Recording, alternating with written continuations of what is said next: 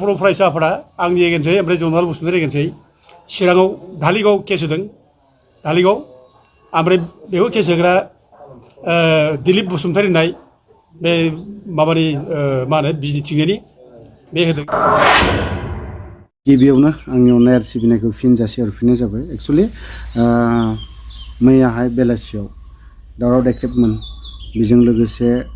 बिक्रम दैमारि आरो हितेश बसुमतारी बिथांमोना बेलाव फैबाय तो आं मैया बिथांनि जाखिनि बाथ्रा बुंनाय दिनै फुङावहाय ससे हगारनाय जादों जिहेतु एनडिएफबिनि बाथ्रा बिथांमोना जेलाव थानानै गोबां मानसिफोरखौ लोगो मोनबोदों आरो मोनसे बाथ्राया बेबो थिगखा जाय मानसिया जाय सुबुङा हारिनि थाखाय बाथ्रा गिदिर गिदिर बाथ्रा बुंनो गोरा गोख्रों स्ट्रंनो बुंनो हागोन बे मानसिया जियाल जानो थाखायबो रेडि जानानै थाखानायाबो मोजां मानो होननानै बुङोब्ला नोंनि एगेन्स्टआव गोबां सुथुर ओंखारगोन गोबां मानसि ओंखारगोन नों जुदि हारिनि थाखाय बा माबा मोनसे खोथा बुंनो नागिरोबा नोंखौ जियालाव सोनानै दोननो नागिरनाय बा नोंखौ मेन्टेलि पानिशमेन्ट होनानै दोननाय बे मोनसे हेबिटआ जोंनाव दं जों मानसि सुबुंनाव दङ ओमफ्राय बेखौबो रेडि जानानै थाखानायाबो मोजांखा जेलाव थानाय लगे लगेनो जेलाव थांनाय लगे लगे टटेलि डाउन जानांगौ बेबो नङा नोंनि साननाय हनाय नोंनि सिन्ताधारा गासैबो स्ट्रं जानानै थानांगोन आरो जेलाव थांनाय लगे लगेनो दिनै नों गोबां खोथासो सोलोंनानै फैनो हागोन आरो आनखि रोंनासो फैगोन होननानै आं सानो दिनै बिक्रममोन बायदिया दिनै दान मोनथाम जेलाव थानाय लगे लगेनो गोबां बाथ्रा मोनथिबोदों सिंनि बाथ्राफोरा सिङाव जोंनि एक्स एनडिएफबिफोर सोर मा अबस्था जानानै दङ दिनै बिथांमोना साननैसोनि उनाव खेंफोरथिखौ होगोन होननानै आं सानदों नाथाय दिनै बिथांमोना हारिनि बाथ्रा बुङै बुङै दिनै बिथांमोना प्रेक्टिकेल मोनदों दान मोनथाम जेलाव थानानै मोनथिदों आरो बुजिदों आरो बिथांमोननि मेन्टेलिटिखौ मालाबाबो जाय मानसिया दिनैहाय केस होनानै एफआइआर होनानै जेलाव सोनानै दोननाय डाउन खालामनो हायाखै बरंस बिथांमोननि मेन्टेलिटि साननाय हनाय स्ट्रं गोरा गोख्रों आरो पावारफुलसो खालामना होनाय जादों होननानै आं सानो थ' लोगोफोर दिनैहाय बिथां दावराव देख्रेब सारनि जाखिनि बाथ्रा बुंनाय नैबे हिरा सरनियानि खोथा हिरा सरनियाखौ बिथांमोना मा सनाव एफआइआर होआमोन बा केस गेलेबाय थायामोन बे समनिफ्रायनो बिथांमोना दिनै साक्सेस जानानै फैदों थेवबो दिनैहाय बिथांमोननि दावराव देख्रेब सारखौ गोबाङानो गोबां बाथ्रा बुंदोंमोन बिथांखौ जेलाव सोना दोननाय लगे लगे बिनि खुगाया बन्द जागोन नाथाय बिखौ बन्द खालामनो हाया दिनै सोरखौबा सासे हाब दिनै बिबो बिनि खुगाखौ आंबो बन्द खालामनो हाया नोंबो हाया बिथाङा जेलनिफ्राय जेब्ला ओंखारबोगोन अब्लाना बिथांनि सिन्ताधारा गोरा गोख्रोंसिनसो जासिनगोन होननानै आं सानो थ' लोगोफोर बिथां दावराव देख्रेब सारनि जाखिनि बाथ्रा बुंनाय बेखौ दान्दिसे नायलांदो जों बयखौबो जेल सिङाव थानानै सोरबा माने जेल जानाय एनडिएफबि मानसिफोर लोगो मोनो जों बिसोरनि थाखाय दुखु खालामदों बिसोरखौ जों बुजायदों बिसोरनि गोसोखौ माने गोरा खालामदों जोङो आरो गोबां बिदिनो जेल जादों बायदिसिना केसाव एनडिएफबिजों लिंक दं बायदिसिना होननानै जेल जानाय दङ आरो सोरबा ड्राग्सनि दं जेल जानायफोर जों बिसोरो बुजाय गासिबो मोजाङै जों टाइम खाथायबाय थायो जेलाव आरो जोंथ' बुंनो थांब्ला जेलाव जोङो मख'नाय जायो जेलाव जों बे माने जेल सिङाव जेल जानायफोरनो जोङो एखेबारे बे जेसेबां माने ड्राग्स लाग्रा बिसोरखौ जों बुजायनानै जों बिसोरो समायखिरा लादों दिनैनिफ्राय जों ड्राग्स जाला बिदि समायखिरा लादों जों मन्दिरावनो शिब मन्दिराव आरो लोगोसे बिसोरखौ जों खानाय दिनै सिन होनानै जोङो जाहाथे गबोब्ला जाहाथे माने ड्राग्स लाया बे बाथ्राखौ जों बुजायदों जोबोद मोजां जादों बयबो मोजां मोनदों जेल सिङाव मोजां मोनदों फुर्ति थादों आरो जों खेला दुला जों जेलाव होबाय थादों जाहाथे बयबो फुर्ति थानो हायो दा बेबादिनो जेलाव थानाय समाव मोनसे मोजां खबर जादोंबा जोंहा दिनै जे जोङो थांनाय जानाखि 2014निफ्राय जों नबसरनायाव जों केस होदोंमोन बे केसाव जे जों देरहानो हादों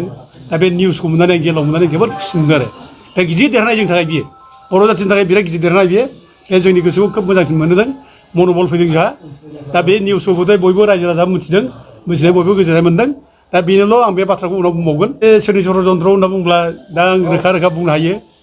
जे 6 तारिख बेलासियाव जोंहा मिटिं जादोंमोन बिटिसिआव प्रमद बर' ओमफ्राय डिसि दंमोन प्रिन्सिपाल सेक्रेटारि दंमोन ओमफ्राय कारगावनि रायजोफोर दंमोन 20 जनसो ओमफ्राय सार्कोल अफिसार ओमफ्राय पावार ग्रिडनि मिटिं दंमोन बे मिटिङाव प्रमद बर'आ खोब गाज्रि रोखोम रायदों रायजोफोरखौ जे नोंसोरो माने हा हुनि दावरावसो खालामबाय थायो बे पावार ग्रिड लांनाय खोथा लानानै बे पावार ग्रिडखौ लांनायनि थाखाय जायगानि रायजो राजाफ्रा ओरैबायदि खस्थ' जाबाय जे बे हाया दामबो गैला फानबो हाला बे हायाव न'बो लुनो हाला दा मा खालामबावनो दा बेखायनो रायजोफ्रा मोनसे उपजुक्त मोनसे माने कम्पेनसेसनफोर लुबैदोंमोन बिसोर बिसार मोनसे लुबैदोंमन दा बेखौ होनो गोसो गैया प्रमद बर'आ सिगिदों बे समाव जे नोंसोर दा मानो होबथादों बोलाय बेथ' बिटिसिखौ बर्डआव खालामगोन नोंसोरो बिदिब्ला आर्मि पुलिसजों लानानै नोंसोरखौ होख्रांनानै खालामनांगोन ओरै होनदों अब्ला आं प्रमद बर'खौ बुंदोंमोन जे नोंथाङा बिदि बाराद्राय बुंनाया थिग जायाखिसै आर्मि पुलिसजों जे नोंथांमोना दमन खालामनो नागिरनाय बे थिग जायाखै नोंथांमोना समस्याखौ समाधान खालामनांगौ नोंथांमोना समाधान खालामनो थाखायसो रायजोफ्रा फैदों आं बे बाथ्राखौ बुंदों आरोखि दा बिथाङा खोब लाजिनाय मोनदों दा बिदि बुंनायनि थाखायनो हयथ' बिथाङा आंखौ माने मोनसे जेट लादों आरो प्रिन्सिपाल सेक्रेटारि बुंदोंमोन जे बे नोंथांमोननि एमपिआनो आयेन बानायदों नोंथांमोननि एमपिआ आयेन बानायनो थाखायनो जों कम्पेनसेसन मोना गरसेबो फैसा ना ओरै होनना बुंदों आं अब्ला बुंदोंमोन जे सोर एमपिआ बानाया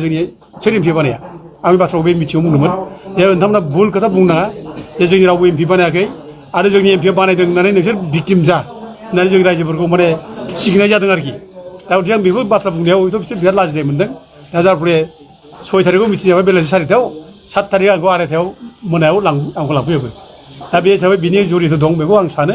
ओमफ्राय लोगोसे बिनि बादैबो जोंना दुलाराय बर' फरायसा आफादा आंनि एगेन्सै ओमफ्राय जनाल बसुमतारी एगेन्सै चिराङाव धालिगाव केस होदों धालिगाव ओमफ्राय बेखौ केस होग्रा दिलीप बसुमतारी होननाय बे माबानि मा होनो बिजिनिथिंजायनि बे होदों एबसुनि सेग्रा ओमफ्राय लोगोसे क'क्राझारावबो जोंखौ केस होदों क'क्राझार एबसुनि जेनेरेल सेक्रेटारि होदों ओमफ्राय बिनि डेपुटि माने स्पिकार बेबो जोंखौ केस होदों दा गथिखे बेनिफ्राय जों रोखा मोननो हायो जे दिनै दिफेन बर'मोना जोंखौ बोरैबा दमन खालामनो हायो जोंखौ बोरैबा सास्ति होनो हायो बे बाथ्राखौ बिसोर सिन्था खालामनो हादों आरो बे सिन्था खालामनायजों कनस्पिरेसि खालामनानै दिनै जोंखौ जेलाव जोबनानै दोनदों आं सानो आरो जेरै जेलाव जोबनानै दोननाया बिसोरनि थाखाय देरहानाय नङा बे बिसोरनि थाखाय जेननाय बियो गिदिर जेननाय बियो जों देरहानाय जों सैथोनि खामानि मावगासिनो दं रायजोफ्रा जोंखौ मिथिगौ जों रायजो राजाजों खामानि मावगासिनो दं दा जोंबादि मानसिखौ जे दिनै जेलाव जोबनानै दोनबाय बेनिफ्राय दुखुनांथावसिन मा जानांगौ जे जोंथ' रायजोथ' गाज्रि मावाखै जों रायजोनि मावगासिनो दं दिनै नबसरनायाव केस होनाय बेथ' रायजोनि खामानि बियो जे जों देरहाबायबो दा नबसरनाया रायजोफोर नबसरनाया एमपि दानजासिगोन बिहा बिनि सार्टिफिकेटआ इनभेलिड जाबाय अलरेडि बियो थाबैनो बिनि एमपिआ दानजासिगोन आरो बे एमपि दानजाब्ला बिनि इसिबां बेथन जानाय बे इसिबां माने बेनिफिट लादोंमोन भारत सरकारनिफ्राय बे गासिबो रिटार्न बे होफिनजोबनांगोन बे बावैसो उनाव बे जासिगोन बे आरो आं दा जेलाव जेलनिफ्राय फ्रि जानाय लोगो लोगो आं दा बे खामानिखौ मावजोबसिगोन ओमफ्राय लोगोसे जायफ्रानाखि ट्राइबेल नङि मानसिफ्रा ट्राइबेल सार्टिफिकेट लानानै ट्राइबेलफोरनि माने साख्रियाव सेना लादोंमोन दा दिनै बेखौबो जों दिनै माने न्याय मोनबाय जों हाइकर्टआ दिनै बिसोरनि सार्टिफिकेटखौ माने गासिबो उइद्र' खालामबाय होननानै बे हाइकर्टआव दिनै माबाया WPDBCआ दिनै लिरना होनांबाय दा गथिखे बेबो जोंनि थाखाय देरनाय बे जोंनि थाखाय रंजानाय बाथ्रा खुसि मोननाय बाथ्रा आं जेलाव बे खबरखौ मोनदों आं जोबोद मोजां मोनदों आं जोबोद फुरथि थादों जेराव बेफोर खबरखौ मोननानै आरो दा मोननै जिनिसखौ आं बुंनो हायो रायजो राजा सिगाङाव बर'नि देरसिन समस्यानो मोननै बे जाहैबाय मोनसेया हा हुनि समस्या लेन्ड प्रब्लेम